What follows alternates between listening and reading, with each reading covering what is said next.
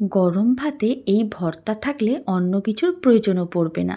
নমস্কার, আমি রুমি। আপনাদের সবাইকে রুমিস রেসিপির আরেকটা নতুন রেসিপিতে স্বাগত। প্রথমে নিতে হবে বেশ কয়েকটা পেঁয়াজ।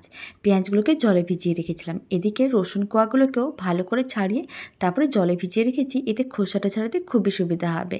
আর পেঁয়াজগুলোকে খোসা ছাড়িয়ে জলে ভিজিয়ে রাখলে ঝাঁঝটাও অনেক কমে যায়, কেটে নিতেও সুবিধা হয়। পেঁয়াজগুলোকে স্লাইস করে কেটে নিয়েছিলাম, রসুনের কোয়াগুলোর খোসা ভালো করে ছাড়িয়ে নিয়েছি।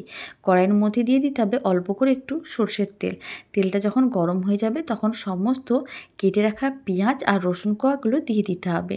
অল্প করে একটু লবণ দিয়ে দিতে হবে স্বাদ অনুযায়ী। তারপরে কিন্তু এইভাবে নাড়াচাড়া করে 2 থেকে 3 মিনিট ভেজে নিতে হবে। 2-3 মিনিটের মতন এইভাবে বা 5 মিনিট সময় নিয়ে একটু ভালো করে লাল লাল করে ভেজে নিতে হবে। তারপরে ফ্লেমটা অফ করে ঠান্ডা করে নিতে হবে। ঠান্ডা করে নেওয়ার পরে একটা মিক্সির জারের মধ্যে সমস্ত ভেজে নেওয়া পেঁয়াজ রসুন দিয়ে দিতে হবে। আর দিয়ে দিতে হবে বেশ কিছুটা পরিমাণ ধনেপাতা, 1 মুঠোর মতন ভাজা চীনাবাদাম, 4-5টা কাঁচা লঙ্কা। খুব ভালো করে পেস্ট করে নিতে হবে। খুব ভালো করে পেস্ট করা হয়ে গেছে, মিশ্রণটা রেডি হয়ে গেছে। এবার কিন্তু একটা কড়াইতে আবারও কিছুটা পরিমাণ সর্ষের তেল দিয়ে দিতে হবে।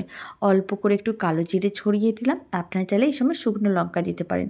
যেহেতু আমি কাঁচা লঙ্কা পেস্ট দিয়েছি তাই আলাদা করে শুকনো লঙ্কা দিলাম না। এখন সমস্ত মিশ্রণটা কড়াইয়ের মধ্যে দিয়ে দিতে হবে। নাড়াচাড়া করে মিশ্রণটাকে ঘন করতে হবে। যখনই মিশ্রণটা দেখবেন একটু ঘন হয়ে আসছে, আবারও অল্প করে একটু সর্ষের তেল দিতে হবে। যে কোনো ভর্তা রান্নার সময় একটু বেশি করে সর্ষের তেল দিলে ঝাঁঝটাও ভালো আসে আর ভর্তাটা খেতেও ভালো লাগে। তবে আপনারা চাইলে তেলের পরিমাণটা কমও দিতে পারেন। অল্প করে একটু কাশ্মীরি লঙ্কার গুঁড়ো দিয়ে মিশ্রণটাকে নাড়াচাড়া করে শুকনো করে নিতে হবে। তাহলেই রেডি হয়ে যাবে দারুণ স্বাদের এই ভর্তা।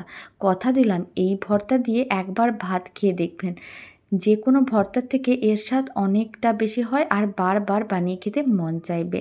বাড়িতে বানালে কমেন্ট বক্সে জানাতে একেবারেই ভুলবেন না খেয়ে আপনাদের কেমন লাগলো। তো চলুন, ভিডিওটা আমি এখানেই শেষ করছি। আবার নতুন রেসিপি নিয়ে দেখা হচ্ছে।